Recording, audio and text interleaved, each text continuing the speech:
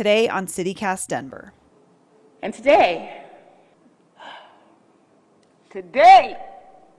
we are relieved that we have received some sense of justice that I don't think any of us believed would come.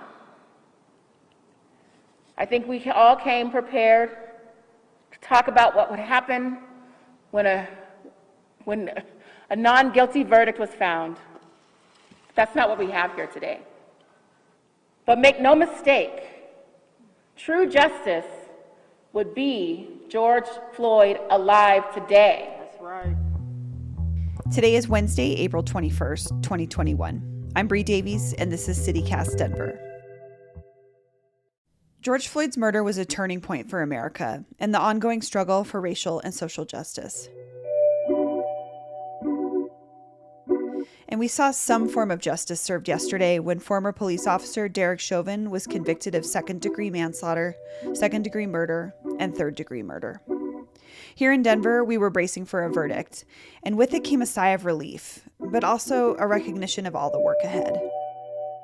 The Black Democratic Caucus of Colorado convened in a chamber of the Capitol building to speak on the magnitude of the moment. You already heard from State Representative Leslie Herod at the top of the show. Here she is again, along with State Senator James Coleman, State Representative Jennifer Bacon, and State Senator Rhonda Fields.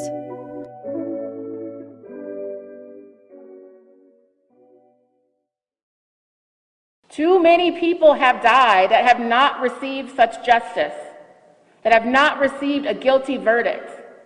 And too many mothers have lost their children and have received nothing. Let me be clear. Derek Chauvin does not represent all police officers, but he does represent the racists and racism that is prevalent within our law enforcement and judicial institutions. Not only do I get to believe that as a black man and one of only 2 out of 100 legislators in the state legislature, not only do we get to believe that the justice system can be for us, but when I go home this evening, after having had the talk with my son about law enforcement, he can have hope different than I have ever had in my life, that in his lifetime,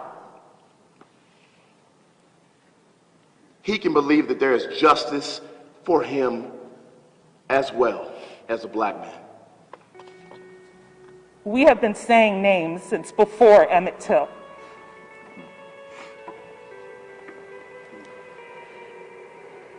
And today,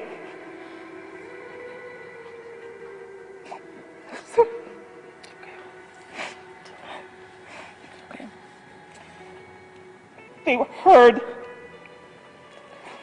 I'm crying for your children, James. That we now have the opportunity to not be afraid. I can't breathe. And since the jury has been out deliberating, I can tell you that I've been very, very anxious, and I couldn't breathe.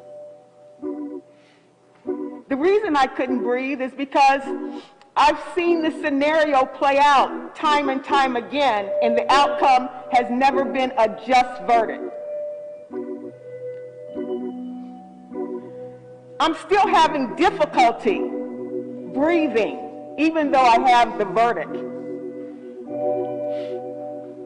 Because we still need to see what the judge is going to say as it relates to the sentencing.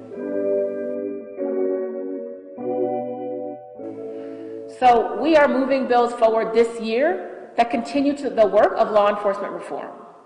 That includes the work of 1250 that I'm running with my colleague here, Senator Fields. 1251 that looks at the use of ketamine that murdered Elijah McClain.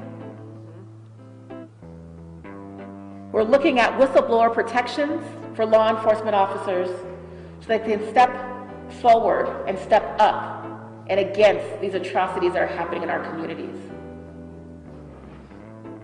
And there is so much more that is happening in our communities. The reason why there needs to be a Senate Bill 62 is because we are harassed, we are targeted, we are seen as threats, and we are met with force even for the smallest suspicion. And that has to change. Again, that was Representative Leslie Herod, Senator James Coleman, Representative Jennifer Bacon, and Senator Rhonda Fields speaking yesterday at the state capitol. The bill Representative Herod mentioned, Senate Bill 62, would reduce jail populations in Colorado by allowing officers to issue court summons instead of arrest warrants.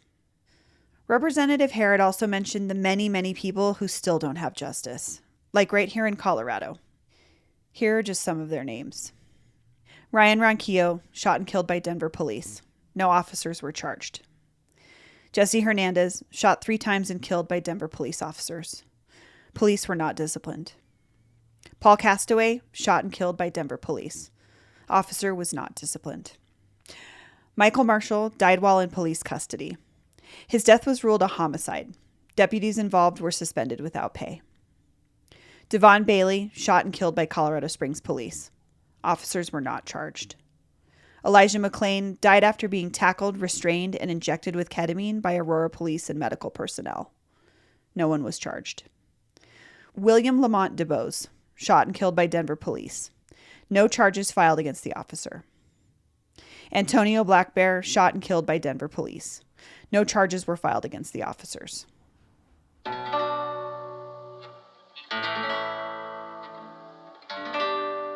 We're going to leave you today with a memory.